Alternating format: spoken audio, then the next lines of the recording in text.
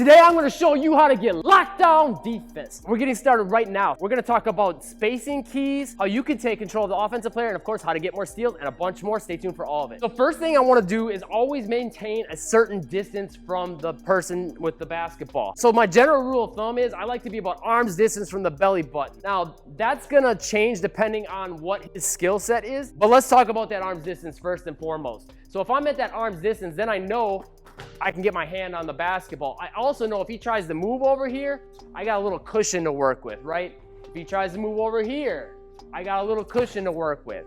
So that's why that arm's distance is really important. But that being said, if I know he's really good at driving and not very good at shooting, I'm probably gonna come back a little more. I might give arm and a half's distance. If he's not good at dribbling and driving, he's not very fast, and he's a good shooter, I'm probably gonna close that out some more so I can get up here. If I'm that arm's distance here, I can maybe block that, right? But if I'm here, I'm definitely blocking that. This arm's distance is your number one key, not just when he's here. So where it breaks down with a lot of players is they keep this arm's distance when they're standing still. That's easy. But once he starts moving around, I gotta maintain that arm's distance, because if I don't, you get a little tighter than that arm's distance here. Now it's tougher to recover, you see that? Or if he gets a little bit of space, maybe to the side and back, easier shot opportunity for him. But if I can always maintain this arm's distance, I'm always in play to stay in front of him and possibly get a steal, block the shot, contest it. And even if I don't get my hand on the basketball every time,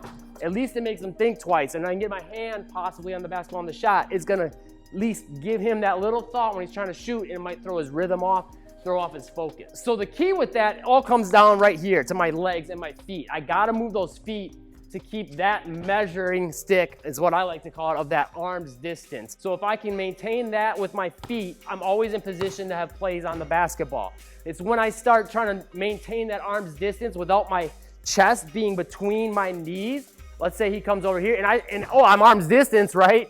But it's because I'm leaning, I'm now off balance. It's hard for me to move. He can easily go through that. But if I'm arm's distance with my feet, he's not just gonna go right through me, or it's gonna be a foul, right? And if I keep that arm's distance, I'm also ready to move and react for counter moves. I'm cutting off that angle better. I'm ready to react. I can make better plays at the basketball. As far as stance goes, you'll see a lot of players play different ways. Some like to get a really wide base here so I can kind of cut off angles for his feet. So gonna always be trying to play an angle to get outside of my feet if he's trying to drive, right? And if I'm here, I'm a little more narrow, and he tries to just take a baby step. I mean, even without me taking a step, he's already got an angle, right? But if I can get out here, now he's got to take a wider step. I can still get at that, or he's going to have to take a step with that foot first out to start to create that angle. So he's got to work a little harder just to get those angles. Other defenders, like Scottie Pippen used to do this a lot. They bend the knees a little less, and they're about a shoulder width stance, maybe a little bit further, but they play with more of a flat back position. And what that does is, you'll notice my reach here versus my reach here. I can get into a space more for more steals. And what you're relying now on is more your glutes and your hamstrings and for pushing off, versus here we're using more of our knees. It's just kind of a comfortability thing. I think it's good to have both. Here's another big key. I wanna be more offensive on defense, if that makes sense. Not offensive in the regards of I'm gonna say offensive things, but some people do, they talk trash. And also not in regards of I'm gonna be offensive as aggressive like that, like slapping his arms and stuff, but I do wanna initiate. Big rule of thumb is whoever initiates is in control. So if he initiates a jab step, now he's in control. He made me do something. If I'm here and he initiates a little bump into me, he is now in control. I want to be the one initiating. Now, with contact, we got to be a little more careful on defense, because offense usually gets the call. You know, they'll let offense be physical, defense not so much. But I can get up in a space and take this away. I can also initiate by poking at the basketball. But again, keep in mind what we talked about just a bit ago. I got to keep my feet with that measuring stick, and I don't want to reach out here to get to the basketball. So this comes first, the feet, and staying that arm's distance in between his midline and the hoop, right? Midline, me, hoop should be in a straight line. If he moves over here, should be a straight line. Within that, I can poke at the basketball. That's where I can start to be more offensive on defense. And if he's standing still, it's even easier. I kind of have an idea of where the basketball is gonna be. So as he starts moving, it's a little bit harder for me to tell when he's gonna stop, when he's gonna go, where the ball is gonna be, because there's a lot more variability with where it's gonna be in space versus when his feet are still, there's less of variability. So if I can keep him in one space by getting my legs wide and cutting off angles, now it gives me more options to get at the basketball, or makes him, as you notice, be more defensive. He's gotta be here.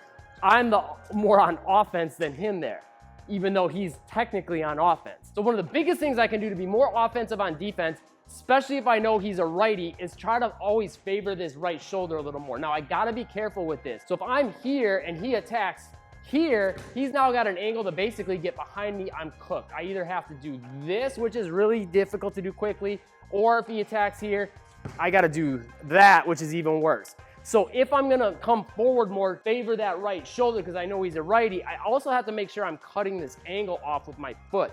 Now he can't get around that foot unless he takes a step out, and if he does that, I gotta get back out here, and if he steps back in, I'm right here. So I'm trying to get a little closer than that arm's distance. This hand would be arm's distance, his left, so I can poke at it, but more than anything, what I'm trying to do is take away this right arm. In fact, what you'll see some guys do, like Drew Holiday, Marcus Smart, and Kobe Bryant used to do this, they'll literally get all the way up here. So now he's got no angle to step through here, and if he starts dribbling with the left hand, try to get to that right hand. See how much harder that is? He's got to pull it back, or if he tries to cross over this way towards the hoop, it's a lot harder to use that arm when I'm up there, right? And it's not going to be called a foul as long as I'm kind of glued here the whole time. It's if I'm out here and I start pushing that arm, that's where the call is going to happen. But if I have position here, I have the right to that space.